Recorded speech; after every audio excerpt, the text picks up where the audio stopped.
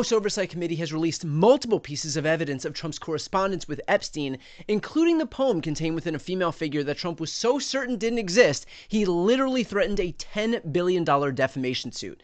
Well, one of the images released today was exactly the thing Trump denied existing, with the House Oversight Committee posting, "Here it is, we got Trump's birthday note to Jeffrey Epstein that the president said doesn't exist. Trump talks about a wonderful secret the two of them shared. What is he hiding? Release the files."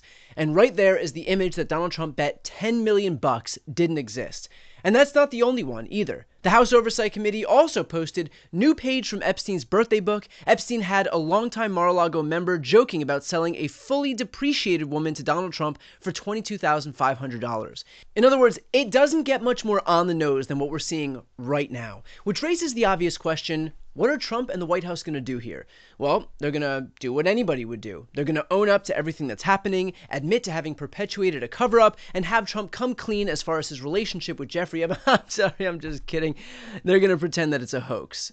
Carolyn Levitt literally posted, "The latest piece published by the Wall Street Journal proves this entire birthday card story is false. As I have said all along, it's very clear President Trump did not draw this picture and he did not sign it. President Trump's legal team will continue to aggressively pursue litigation. Furthermore, the reporter who wrote this hatchet job reached out for comment at the exact same minute that they published his story, giving us no time to respond. This is fake news to perpetuate the Democrat Epstein hoax." And the other marching orders were along the same lines. Someone named Eric Doherty wrote, "Holy shit, the Wall Street Journal just published that letter President Trump sent to Epstein, and it's not even his signature. Defamation, pay up." Benny Johnson wrote, "The Wall Street Journal just released the letter they claim President Trump sent to Epstein. Is this really the best they could do? Trump has the most famous signature in the world. Time to sue them into oblivion." Someone named Nick Sorter wrote, "Holy crap, the letter to Epstein, which the Wall Street Journal claimed Trump signed, has been released, and the signature looks absolutely nothing like President Trump's real signature. President Trump is going to bankrupt Wall Street Journal." Charlie Kirk wrote, "Does the below from the Wall Street Journal look like his actual signature from the president? I don't think so at all. Fake." But you see, the problem is, it really does look like Donald Trump's signature. In fact, here's the Wall Street Journal's analysis of Trump's signature, and if the hill you're dying on is that these two images are not the same, then your mental gymnastics are so impressive you should join the US Olympics team in 2028.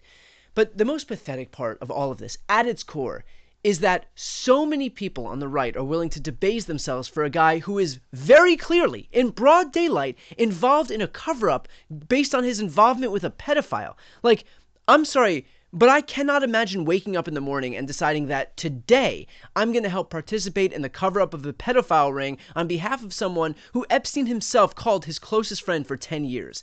At what point, while running cover for pedophilia, do these people take a step back and just take stock of their lives? When they defiantly claim, by the way, that Donald Trump should sue, I agree. Trump should continue with this farce. He should continue to dig in. He should continue to claim that what we can all see with our own eyes somehow isn't real. He should continue to insist that he was definitely, totally not friends with this guy. Consider, too, that while Trump says that Epstein's files are a hoax, I have to ask, was it a hoax when Trump fanned the flames back when it was politically convenient on the campaign trail? Bill Clinton. Nice guy. Got a lot of problems coming up, in my opinion, with the famous island with Jeffrey Epstein.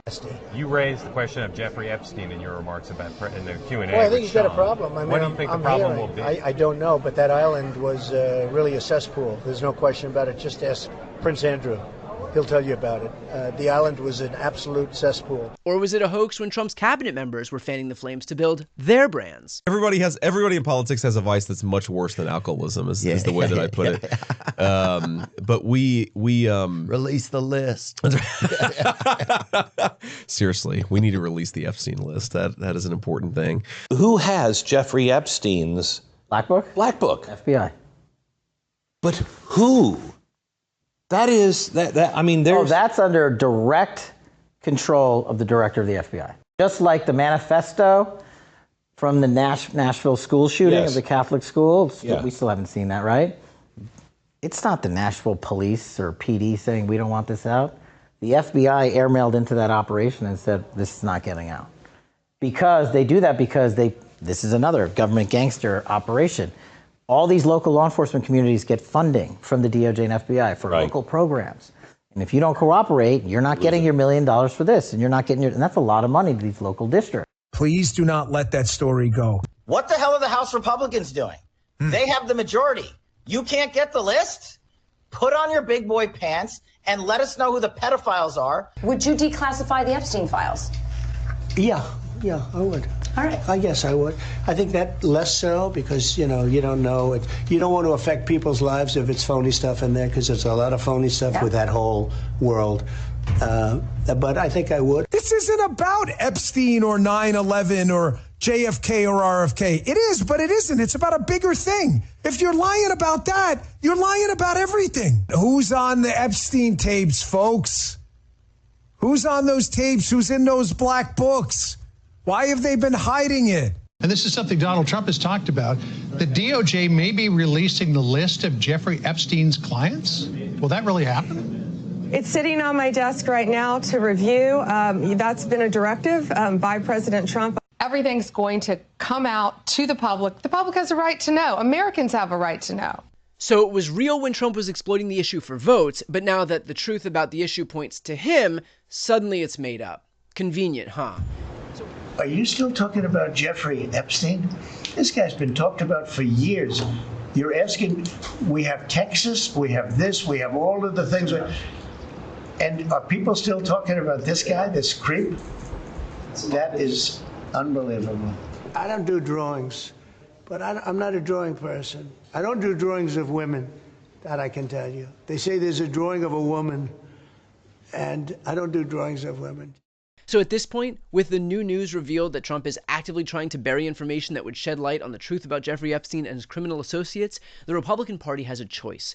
We already know what's happening. So now, in the light of day, do you want to align yourself with the guy perpetuating the cover-up, or do you want to stay true to what you told your base when you were pandering for votes? The coming days will put on full display exactly who the Republican Party works for, although I think we can all give a pretty good guess as to what that answer is going to be.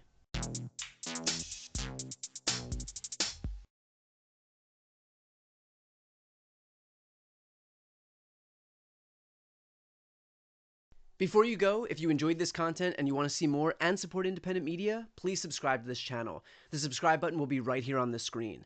But second, the reality is that we are now in a political environment where this administration can lean on any of the social media platforms to suppress certain voices if they don't like critical coverage. That means my longevity here is in the hands of a few tech billionaires who are already making it clear that they are willing to cater to this administration. To that end, signing up for my newsletter is a way for me to reach you directly if that ever becomes necessary. I'll put the link right here on the screen as well, so please sign up. It's free, but there's also an option to do a paid subscription if you'd like to support me and my team. I really appreciate it. Thanks so much.